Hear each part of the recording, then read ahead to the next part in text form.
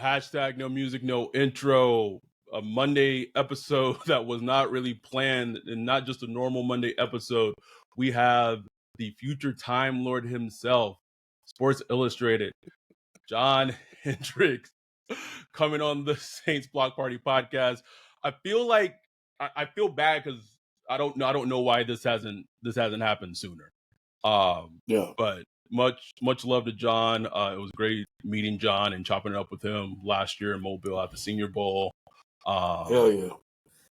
Just a super cool dude. If you ever want to know what's going to happen in the Saints game as it's happening, might want to be careful of following John on Twitter. But I also just want to, like, it just hit me. I was thinking about this earlier when this all got booked. I was like, man, I had John blocked for like the longest time, for like number of years. Really? And I could not, Redemption to this day. story. To this day. If you ask me why, I couldn't tell you why. I mean, he's been on the Saints Twitter streets forever, man. I know. It's been a minute. You know how I am, Wolf, bro. Like, I read the wrong tweet on the wrong Wrong day, out of here. But that's my bad, John. But thanks for coming on, man. I really appreciate it. No, I appreciate it. And I'm sorry I ruined your games if anybody's tuning in. So it shows how much the streaming is. Some people say like, man, at least I know I don't have to have much anxiety. Some people say I can bet now or I can make some bets and win some bets because I know what's happening in the future. So I don't know. Lie, sometimes if it's like a challenge or something, I just can't wait. I'm like, man, I'm gonna see what John say. I know he right there in the future. Pretend you're clairvoyant. Yeah, pretend you're clairvoyant. Yeah. No, man, it's good. It's good having you on, especially after I feel like I know it was yesterday, but like it feels like the game wasn't yesterday for some reason. Right. But the Saints get. I tweeted, like, to me, like, yesterday felt like such an impressive win against a tough Titans team. They were able to, squeak out the win. I think it just goes to, like, we've heard from Ross, we've seen from, like, your tweets, it's just the feel this team felt different in training camp. Like, something was different about this team, right? To see them kind of capitalize, get the win, to kind of, maybe there's something to that, kind of shows that there is at least starting off. Being that you were at the game, you've been with the team since training camp, what's the general overall vibe you have for what the state is of the Saints right now? Well, I mean, I've been saying this. It's the best vibes in the locker room I've had in years, right? And it's it's everybody, not just the vets. It's the rookies. It's the guys in the second year, the third year, all of them. I mean, it feels like a well-oiled machine charging ahead for one particular goal. And so I think a lot of this had to do with Derek Carr. Dennis Allen's a lot more comfortable. I mean, it's visible, right? Like he feels like he knows a little bit more about what he's doing. But it's all the players, right? And I mean, I think Derek Carr is a big part of that. But one of the things he said was, when he was scouting it, this kind of goes back to the Pro Bowl because he asked DeMario and Cam about New Orleans at the Pro Bowl, actually. And so it's just one of those things where try to get a sense, a vibe. And Derek never came in here to try to take over anything.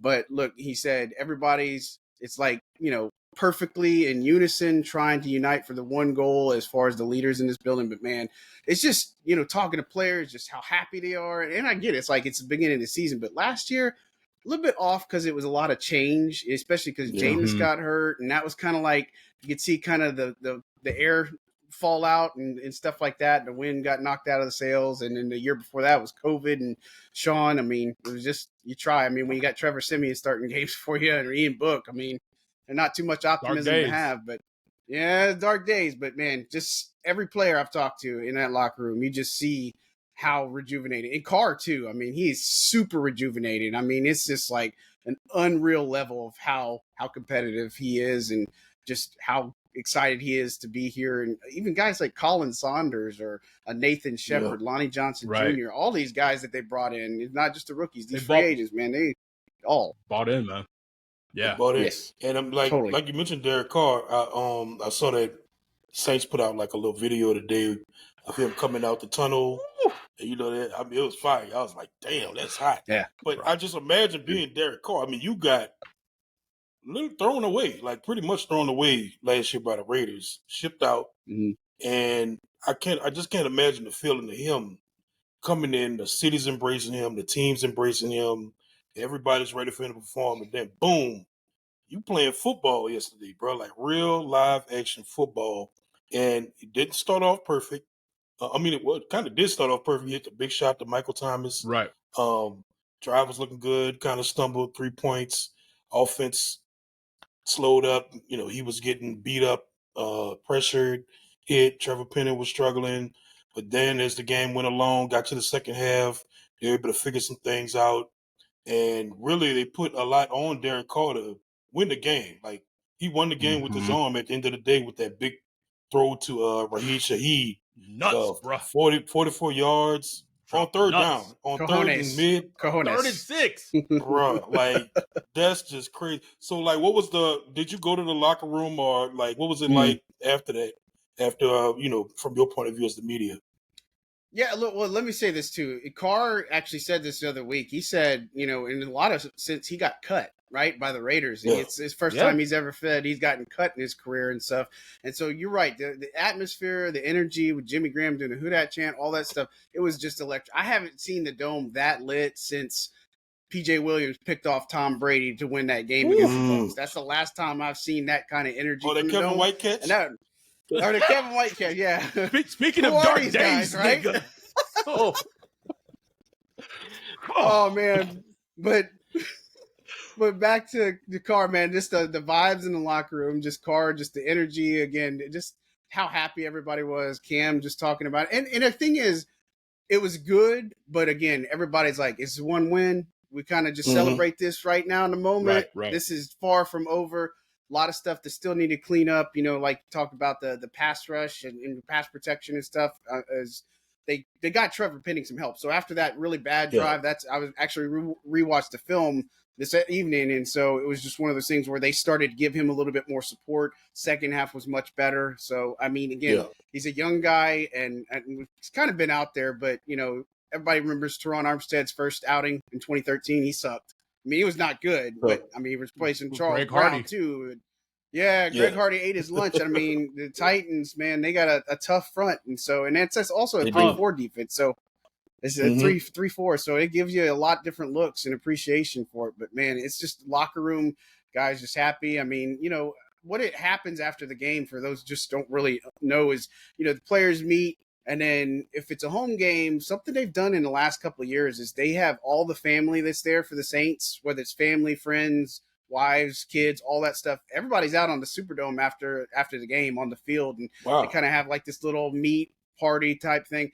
That's cool. Something I never saw really with Sean. This is something Dennis had brought in. So it's just kind of like a family, real inclusive thing. I think that's something DA, like, people just don't know about it. He just really has changed and embraced like this family atmosphere and stuff that, most people just don't see. Right. That's interesting. Oh, super, super interesting. So this team obviously is going to be measured about how they produce, how they succeed this upcoming season. You brought up the Trevor Penning thing. I think I'll say this. Ryan and I have been notorious in terms of pointing out coaching issues, coaching concerns throughout the last couple of seasons, especially with last season. Yeah, fair. Right. But I will say that yesterday gave me a little bit of optimism, right? We saw motion, not just used once or twice or here, motion used very often in that game. The motion that was used for Shaheed to come on that run, that jet action sweep, to end the game with Jamal Williams getting the first down. Like I told Ryan, that was set up because they kept running that play. They fake it, just a dive play, boom, get the first down, win the game. So saw a lot of things in terms of coaching wise that should give like fans optimism for the upcoming season. What have you kind of heard or seen in the coaching staff that maybe allude to those some improvements? Like just perfect. Pete Carmichael called a 44-yard shot play on 3rd and 6 when the game was like, that was not happening last year. Now, maybe some of that was because of who the quarterback was or what have you, but there's no way that a play like that was going to be called last year. Yeah, look, and the thing is, you talked about it today, but I mean, they knew, DA and Pete were talking to each other, said they know they can't just run the ball and run this clock out. They got to get something aggressive. Derek was talking to Pete. That's what they came up with. They liked the matchup with Rashid and such. And so that was what they were doing, is they were just going to be aggressive on that. And look, even before that, they had all the stuff, the holding call on Keith Kirkwood to set him back in, that negative yardage and stuff. So they were able to overcome all that type of stuff. And so that's even better. And you kind of alluded to some of the things in the motion. One of the things that caught my eye was them motioning Chris Olave into the backfield and then hitting him out of the backfield. I mean, that's something that I think I've seen a lot more, and I saw this in training camp, a lot more of the 2 running back sets, and it makes me happy to know when AK comes back, him and Jamal in that backfield, it's going to be a lot more of that, and this is something they just haven't had over the years and such. So I think it's really a tribute to Sneaky Pete, I guess, if you want to say, or the mad scientist. I think we saw a little bit more of what we were expecting. He's in the lab a little bit, and so when you got the tours and the talent, it makes it work. But to answer your question on the coaches, look, it's one of those things where DA has been able to pick his people, right? And so you had Brian Nielsen leave. There was some disagreements on philosophy between him and Chris Richard. Sean Payton picked all of the guys like Declan Doyle, Zach Streve. They didn't retain some of the guys, but DA brought in guys that A, he can trust, and B, that knows what they're trying to do. And so I think the additions of Joe Woods has been outstanding for the secondary, the way he's used tactics and such. Look, he's in the booth. He's not on the sidelines. I don't know if you caught on that, something they've done in preseason. No. He's up in the booth doing things. And so it's an interesting little wrinkle that they have. And so and Clancy Barone on the other side, offensive guy. I mean, this guy is really smart. And I mean, just talking to him, he is absolutely smart. Clancy Barone, you say? The tight ends coach. Yeah, he's worked with Algie Crumpler in the past, Kyle Rudolph in the past, like when they guys were Pro Bowls, all pros and such. Todd Grantham, they've had this attacking style of defensive line. It's something that I just so excited to see, because they weren't that athletic last year with Onyemata and Tuttle. I mean, they got guys, and Colin Saunders, man, he's 324. That's what he was listed at. But he was playing in 315, 318. Man, this guy can move. Like, he just that Derrick Henry screen. And he was just trucking. Saw 9-9. Just I was like, go get him, big guy. Go get him, baby. Yeah.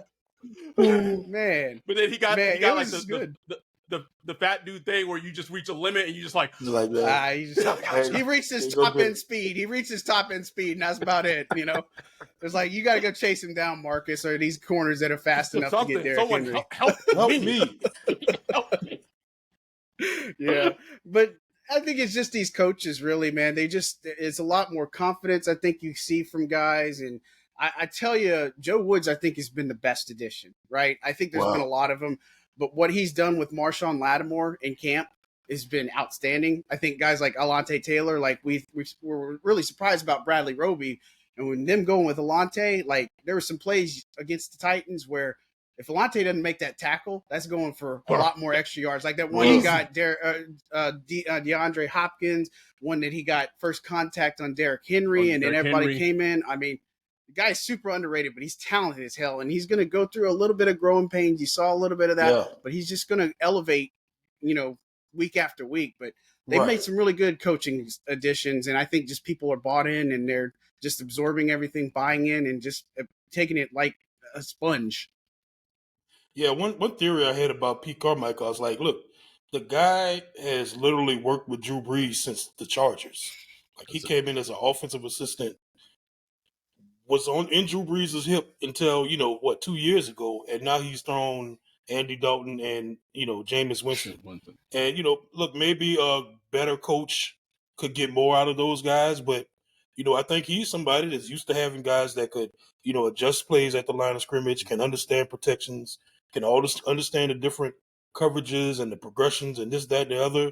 I think he was so used to that. He was really handcuffed last year with what he tried to do and implement.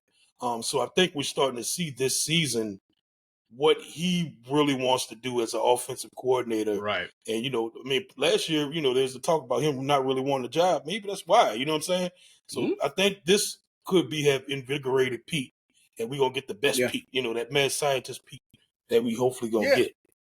And I'll say this, that one of the things, and again, I wish Jameis would have got a fair shake. I wish the injuries didn't happen. I wish I would have loved to see him go 17 games. But you look at that first throw to Mike, the way Carr fit that in that window, I don't know if another quarterback was going to be able to do it.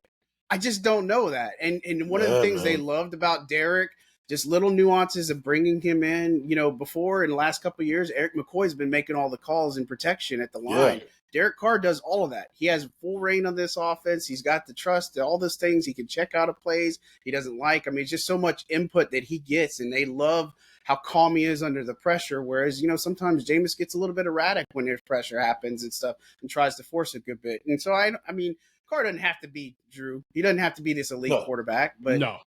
You saw yesterday, he learned from it. He made some good things, some tough throws. Even the ones that didn't hit, there's things where he stepped up in the pocket, was able to do things. And I think as the season progresses and they get this thing figured out, all those plays are going to hit. It was just, I mean, we brought this up in our live stream. Just having a quarterback that can just make subtle movements on the move and move in the pocket and extend the play a half, 2, 3. Like even Drew at his peak, right? Like it just wasn't really his game. So Derek Carr being able to do that, especially I think yesterday was a perfect example. You're going against a front. That's probably the toughest front they're going to face all season. Like that front was formidable. It's a good front, and he was able to make plays off script that it helps the offense. But one of the worries that I came back with yesterday is, and kind of maybe because it was a good front, maybe that was because of it. I feel worried about the run game, and I get it. AK's not there. I don't like the depth chart. Hendrix hurt. He's been hurt. So it was like Jamal Williams and Tony Jones Jr. No offense to Tony Jones Jr., but we thought we were rid of Tony Jones Jr. He just keeps coming back. That's for me, as a fan, if this team wants to hit its pinnacle, whatever their pinnacle is, right? 10, 11 wins, NFC South champions in the playoffs. The running game to some degree has to get figured out. And I get a little annoyed that they do our offense is struggling. Let's do the break emergency glass and try to use Taysom. What are there things that can be done for the running game to improve and get better, obviously, aside for AK just coming back? Well, I mean, they got to get Kendra back. I mean, that hamstring thing is a crazy, and that is something I was worried about. I mean, I know it was already, Titans were number one run defense last year, and you see why against that one. It was just they weren't getting a lot of push in it. That was one of the things I said during the game. And just, and when they needed it most, Jamal got that, and thankfully he didn't get that fumble because, he got punched out for sure. And so, it's one of those things where it's like, Thanks, it is a little bit worse. It is. They know how to pull at the heartstrings, that's for sure, and keep you on the edge of your seat. You just think it's over or something's going to happen. Nah, it's just, if it can, it will. Yet. I've seen too much over this year. Yeah, right. And we ain't even got to the playoffs yet, so that's when it really gets fun. Oh God. But look, I don't. They got to get something better, And look, I know as far as Kirk Merritt, he was going to be a little bit bigger part of the plan. Tony Jones Jr. was going to be a little bit bigger part of the plan, but they got to get Kendre Miller back. And, it's unfortunate that he's dealt with these injuries right now. Those hamstrings are really tricky. He should be able to go this next week against the Panthers, but, I think that 1-2 punch is going to definitely help him out. But, Taysom, he wasn't really used at all in the first half, and they used him some in the second half. I mean, when you're struggling against a front like that, I just don't know if a Taysom is the call for it, because you got to be able to run the football. You got to be able to move the sticks a good bit and such. So, look, I think you're playing the Panthers next week. You got the Packers right behind them. I think you can have a better outing running the football, but, we'll see if they can make those corrections. But I feel better about it, when they can get the film they look at and just be able to execute this next week. Were you able to get a good feel for Taysom Hill just throughout camp as far as how they intend to use him, or is this going to be kind of, just go as they've been doing, is kind of just break them out when they need a spark on offense or something like that? Because it seemed like he really didn't have a home, on offense this summer, through training camp. Sometimes they had him playing quarterback. He was a tight end. Sometimes they had him, running around it's like, what are we gonna do with this guy? I know I want them to use him. I just know that much because the dude averaged 6 yards per carry in the run game. You know what I'm saying? Use the guy. Yeah, I mean, and so that's interesting you bring it up because I think there's a couple of things, right? And so he also said, he told us before, he's like, when I show up to camp, I don't know what position I'm playing, right? And so that's kind of That's the things crazy. of what happened. He might be in the tight ends one day, he might be with the Yeah. quarterbacks one day. It just depends. And so with Taysom, look, it's just also one of those things too. He's coming off that oblique strain, and which took him Oh out yeah. took him out a lot longer because originally DA said it Right. was only going to be like 1 to 2 days, and it ended up being well over a week and such. So I Yeah. think that might play a little bit into it. He was playing special teams, but and I was even looking at it last year. I mean, when he plays 20 snaps or more, I mean, the Saints had a 6-2 record last season, and so I think they're going to get the Taysom train going. And something I caught wind of back at the combine is that they said they had a better understanding of how to use him. I don't think that's something that we're going to see early on, but hopefully as it progresses and goes down the line, I think there are some wrinkles to have with Taysom Hill in the lineup. But look, it was far from a perfect product on offense, but still it was ended up being their best offensive performance since they played the Raiders last year on October 30th. That was the most yards they have netted since that game last year. It's crazy.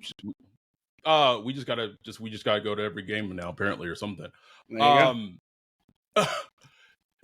I will say, like, if you just go back and you read the stats for like Olave and Rashid Shaheed, I was kind of blown away that they put up such big numbers because, like, watching the game, it didn't feel like Chris Olave had like eight for like 112. Shaheed, like, it didn't feel like that. But I think that's a credit to more like the Titans defense. Something that bugs me, and I don't think it's a Saints thing. I don't think it's like a DA thing. It's just an NFL head coach thing. Brian Bresee, 25 snaps yesterday. Once he started getting in the game, and maybe the other components to it, it felt like the Titans run game took a step back of how they were kind of dominating up front for a bit. What if there's just like, let's go with like the vets and like get the rookies in slowly? Like, I would rather see A.T. Perry instead of Keith Kirkwood on game day. Do you feel like Breezy's snaps usage is going to increase, and maybe there'll be more looks for A.T. Perry in the future as the season goes on? Yeah, I think for starters, I mean, AT's got to work on some elements of his game. He's got to get better in blocking. That's the first thing I'd tell you on that one. And so he can catch the ball. He had some ups and downs for sure. Let's not talk about Traquan, I guess. Oh man, Traquan. That's the weirdest, oddest thing. I don't know what is going on there. I mean, it's crazy. This dude was crazy how healthy he was, and then all of a sudden he just gets hurt again. I was like, oh my god, what are the odds? Quan going Quan, baby. Yeah. Just like the Vikings finding out about Marcus Davenport too, you know what I mean? Like the oh man, that was like a highlight for me yesterday, bro. That's crazy, man. Yes, absolutely crazy. Popped up late on the injury report, and then he's out with the ankle. It's tough. Don't hate to see it. Yeah, and so I think, I think AT is going to get some. He's going to take some refinement, and same thing with Isaiah Foskey too. I mean, he's very talented, and that's what sucks about losing Peyton Turner. Is guy worked his ass off, right, and he ended up getting into the scheme of things. He was there for the full offseason, turf toe. Now you're probably not going to see him until week 13, week 14. But look, with the Saints, the way they run that line, it's Saunders and Shepard, and again, they like their abilities for sure. And I think they're a lot more athletic. I know they're a lot more athletic for sure than the other two they had. But Bresee is a guy that they like to use on this pass rush situations, especially because they can use him all over on the line and such. But you saw how much penetration and pressure he can get. I mean, he was there on the backfield. Like, the guy is a beast. And I think Malcolm Roach is another guy. Like, this is a very underrated defensive interior. But let me tell you, that was one of my concerns going into like training camp. But look, I got made a believer really quick. And then it's like, after all that, I was like, okay, I'm just worried about the offensive line because I saw what I need to see at linebacker, saw what I need to see from the interior defensive line. But I think Bresee is a guy that you're going to just have to start feeding him a little bit more. I don't know if I get wrapped up too much in the snap counts, but you see how much his ability is to affect the game. Quarterback jumps off on the screen, half man. Sack. He's just got an insane raw power. And again, he was a guy that medical concerns coming out of college, man. But look, you see the talent and the promise. This is one of the ones. Please just stay healthy, because if he does, the Saints hit a home run with this guy.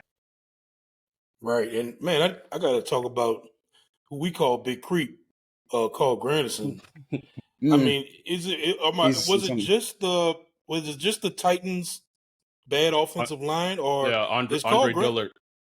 or is it Carl Granderson actually looking like a starting pass rusher in this league, bro? Like, he was looking good yesterday.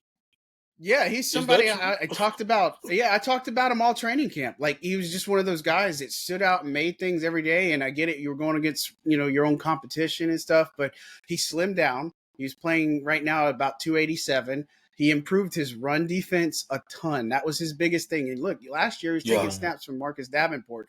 But look, he's got a refined pass rush ability. He's very quick, deceptively quick, I guess is the way I best put him. And of course, he's in a contract year, so that also helps as well. But Oh yeah. look, he's just a quiet guy that comes in and does what he needs to do, and he's only improved and such. And so I always felt like he was going to be the guy to start opposite of Cam, but it was nothing that was given to him because you had Peyton Turner that was playing well as well. But I think he's legitimately the real deal. And so he led the way in sacks yesterday on 1.5. I think he's in for a pretty strong season myself. And I think that's legitimately the guy that you're expecting to give it to you for a full 17 games. But of course, you got to play the games. I think some of these other offensive lines, because you got to remember, the Titans had a lot of moving parts and pieces on their offensive line. Yes. So they're going to have to figure things out as well. But man, just the way they were able to just, it's just a vicious interior rush, a vicious outside attack. It's just stunts, whether you're pushing. I mean, they were getting a lot of penetration on that offensive line. So it's like, that's grown man stuff, right? And so I think a lot of those guys are doing those grown man games. I love trench work for sure. I mean, I'll drop like a little news is that the Saints really were trying to extend Big Creep, leading up to like the first game this week, and now if you're him, it's like, I mean, unless you just want the guaranteed money, it's like, why would I take an extension? Like, you bet on yourself. He has a great season, then that price tag goes up. But I know that's something the team was really trying to push for. But just getting away from the Saints, man, I just want to hit John with this question: is that your path to being a beat reporter is just inspiring, right? It was, your path was what I felt like at some point in my life that I wanted to be my path, and I started doing it for a little bit. I was like, nah, this game ain't for me. But your path is inspiring in terms of just being unconventional. So just talk about the grind that you put in from on Twitter, on social media, to get to where you are now, because I think you are like a really true inspiration for people who are younger and they want to be getting the business and feel like maybe they can't, or they don't know how. Yeah, and I appreciate that. It's very non-traditional. And look, I'm a firm believer in paying it forward. So I love when people reach out, and I don't care how small your show is. I don't mind giving people the time of day, because when I was coming up, people gave me the time of the day, and it meant the world to me. I mean, people that were influential on radio, TV, just taking a chance, I always hold that with me, right? And so it just started because I've always been a football fan. Not to get on this big, violin soapbox or anything like that, but my fondest memories is growing up as a child was at my grandfather's house. He used to tape all these old Super Bowls. I mean, I'm sitting here watching Super Bowl 20, Chicago Bears beating the crap out of the Patriots, Fridge Perry, Jim McMahon, 70 Super Bowls, the old Steelers, Cowboys, all that kind of stuff. Giants, Broncos, just all of them. And so I always had a love for football. And then, it's just one of those things, following football for the longest time. I tried playing football. It didn't work out. I played hockey for 20 years. So yeah, go figure. But I always loved football. I was always a big nut for football. I was just one of those nerds that, like, if you asked me who was on the 90s roster for this particular team, I probably could spout out 3, 4, 5 people. They're like, here's where they go. That's just how my mind works. Whether it's sick or not, I don't know. Somebody will figure that out. But do a case study on it. But we were sitting and watching the Saints game, and I was just rattling stuff off at a bar, and one guy was like, man, you just really got a lot of things to say. It seems like you're pretty knowledgeable. He's like, you ever thought about writing? And I'm like, no, because I didn't go to college for any of this. I just hard work, right? And so I started a Google blog spot, throwback, long time ago. It was called First and Five. That's how I first started. Yep. Yeah, and so we just over at a bar, just talking football, right? And so it just talked about, hey, maybe we should try to write about this stuff, right? And so I started a Google blog spot, First and Five, back in the day, throwback, long time ago. It was right after the Saints lost to the 49ers in that divisional playoff that crushed everybody, right? That's when I started writing. And so that was a fun thing. Started officially doing it. And so, yeah, it was therapy because it was just, it was mad. Like, it was a bunch. And then all the Bounty Gate stuff happened. So really wild times. And so, look, I started there, was working at a bank, and then a guy was like, I write for Fansided and do Who Dat Dish. And I'm like, all right, well, what the hell? I'll take a chance on it. Went there, started, just trying to learn a little bit more, do some things, some basic stuff. And then it led to, hey, do you want to co-manage this site? And then eventually, do you want to manage this site? I was there for 3.5 years.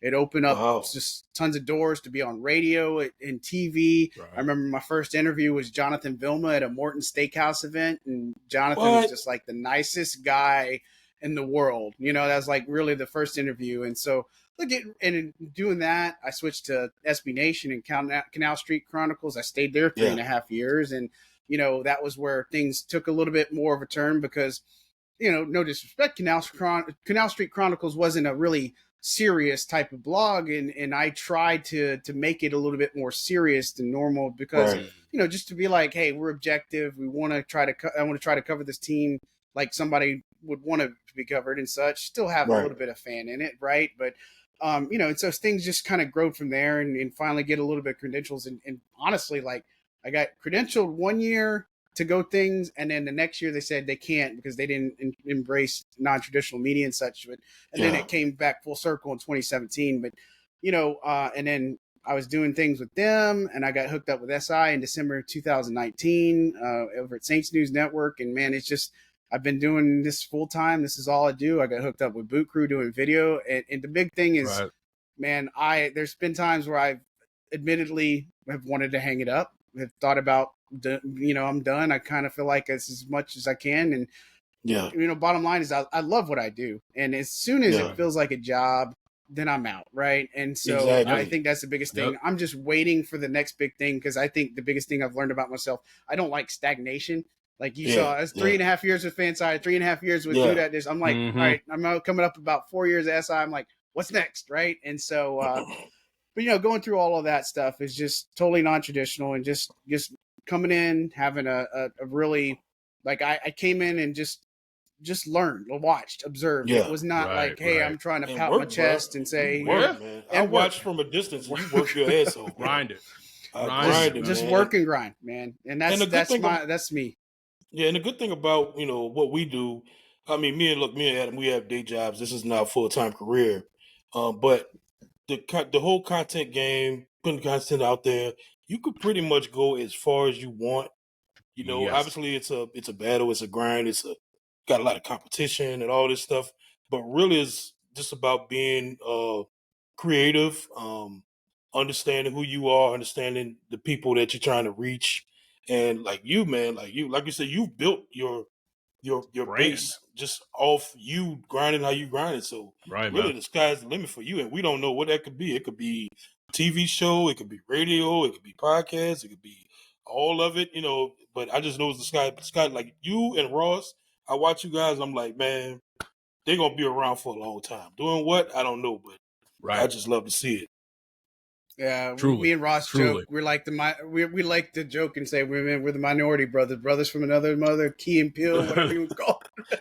We just love it, man. Like I think there's just something to that too, because I mean, I think there's not enough people from a minority perspective that's represented in NFL media in the landscape, right? And so, and I'm Hispanic, and obviously Ross is African American. We got a lot of guys that do that, and we kind of have a running joke sometimes about where we are and stuff. But look, I think that's part of it is I do this too because of who I am and just how it is, and in some aspects I got a chip on my shoulder a little bit too, and there's things that just haven't bounced my way. And look, I don't want to say I'm vindictive in some aspects, but man, I remember, and I'm gonna show you. You don't want me. I'm gonna show you why you messed up. Make it a list, baby. It's a little bit short, but look, I know. And so look, I mean, that's what fuels me.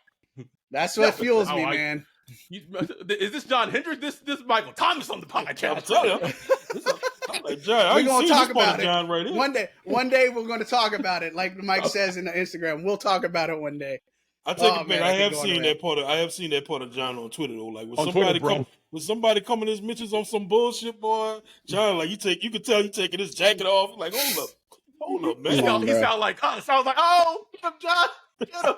Yeah, I come up like some people. It's like I try to be. I try to be very professional, respectful, all that. But there's just a line you just don't cross, and when you cross that line, period. I got to put you back in your place. Like I just don't. I don't take to stupidity, ignorance. People calling and taking a shot at my character. Like it was one last year about this Atlanta blog or something saying something about me, and I'm like, man, kiss my ass. I vaguely remember that. Yeah, like that one is just like talking about a Derek Carr thing, and I'm like, you don't know shit about me, right? And again, it's just like, don't do that. Don't do that. You know what I mean? It's like you don't know the first thing about me, and you're gonna sit here and run your mouth, and then let everything speak for itself. But man, it's just I don't try to be that way, as often, but there's just sometimes you have to. Everybody got a dark side of that. Somebody, but it's not going to get pushed around.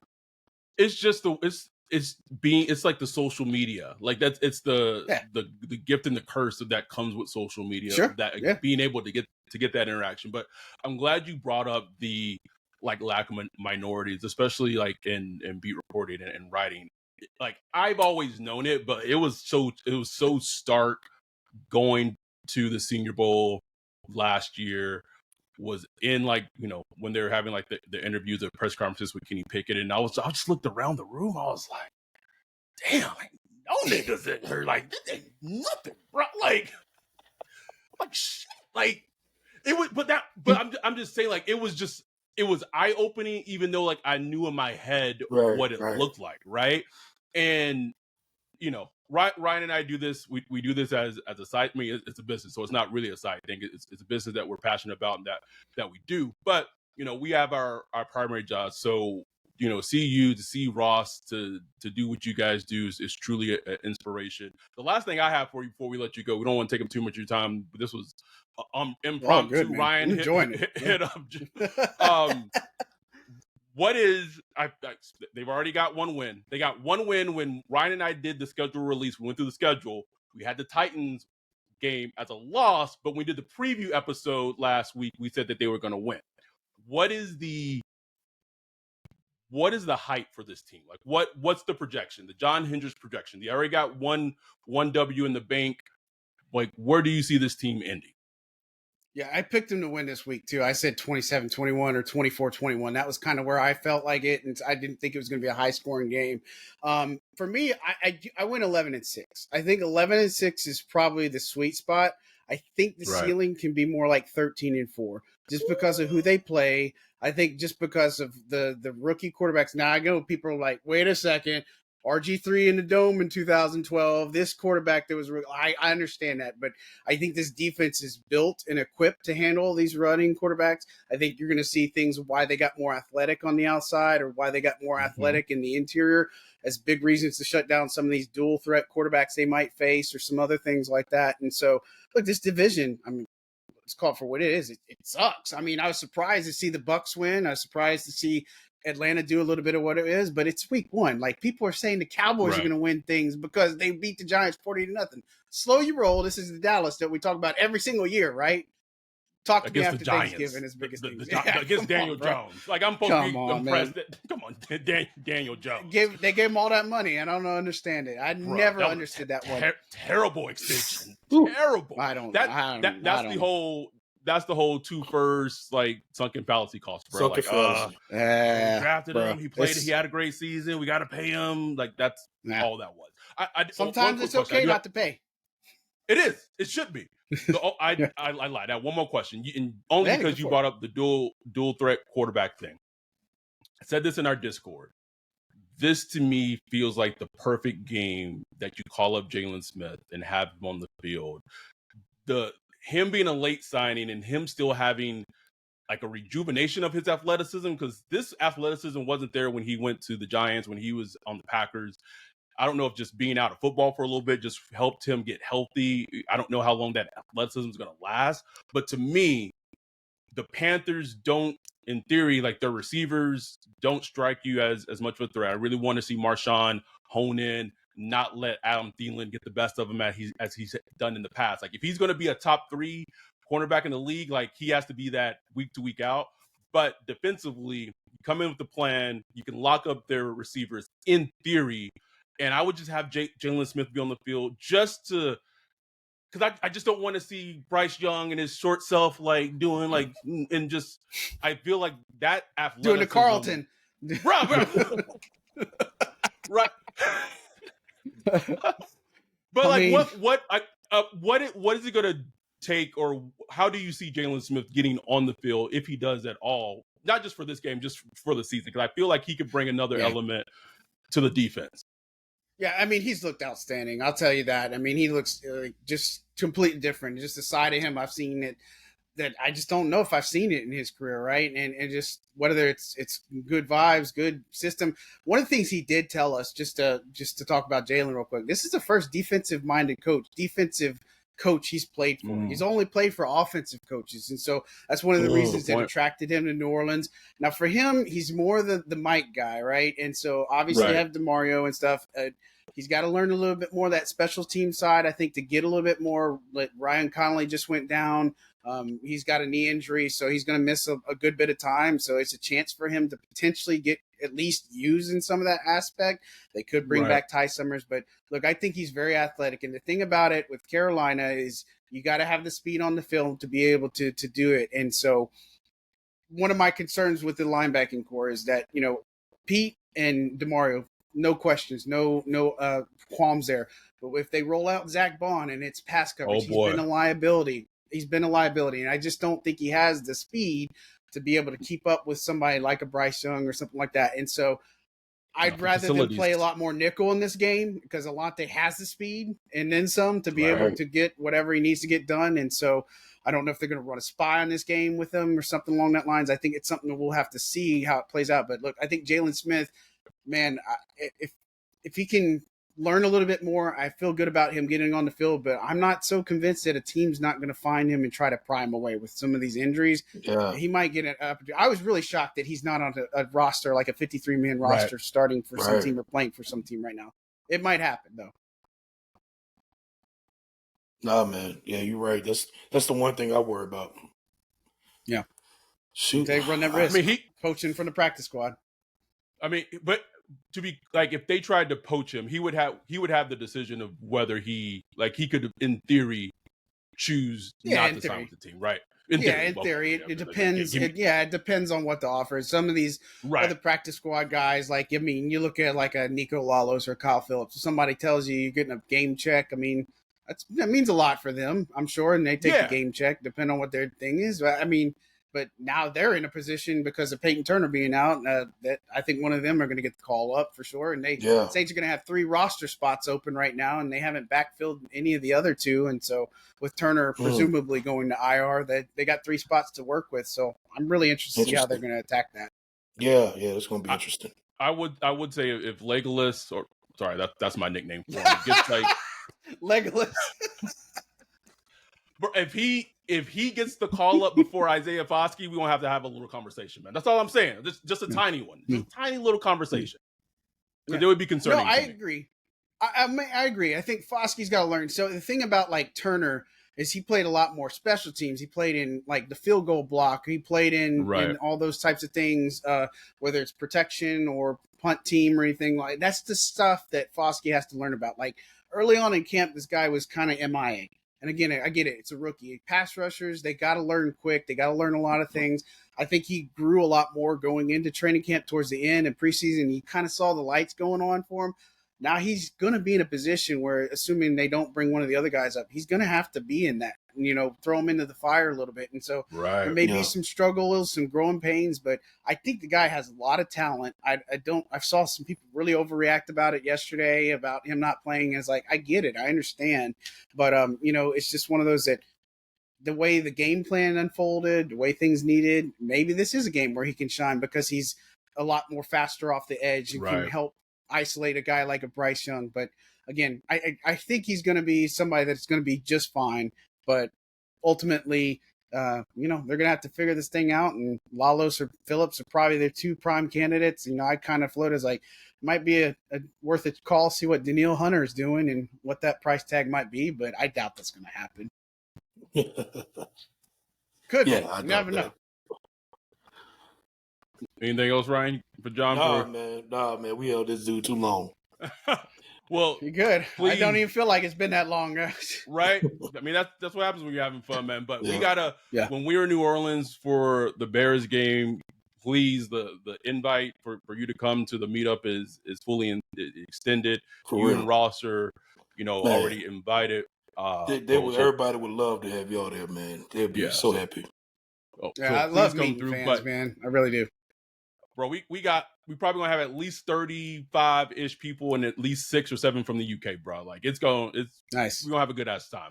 So nice. I mean, I'm pretty sure if you're listening to this podcast or watching it, you already followed John Hendrix on Twitter. But please check out his actual work. Check out his write-ups for his games. Like his write-ups for training camp is what I use religiously. Like a Bible, bro. That shit was like religiously, Bible, bro. Like, turn to Hendrix chapters. Like, what did that's and it was organized so well, so you could go back and be like, what happened in the first week? Let me go back. It was great, man. It was great, but and I've tried to, man. Like I was gonna say, and I really try to. Like some people might think it's overload, but I'm like, I want you to feel like you're there. Like I don't think there's any secret of withholding information. Now, if I say my observation are 100% accurate, right, and all that, like I can only go by what I see, the eye test, but I'm charting every damn thing that's out there. I'm going to put it, I pay attention for stuff. Some of these other people just talk the whole time. And then it's like, what are you doing here? Right. And I've come to work and stuff. So it's just, again, in that aspect, nobody's gonna out hustle me on that. Nobody's gonna out grind me on that. I'm just gonna keep doing it. We love to see, man. Thanks so much for coming on, man. I'm upset that it took us so long to have you on this long, as long as we've been potting. So thank you for coming on. Hope to see you in November at the Bears game. John Hendrix, follow him on Twitter, follow him on Instagram, read his articles of Sports Illustrated.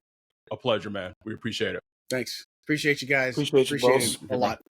Thanks. And with that, we're out. Peace.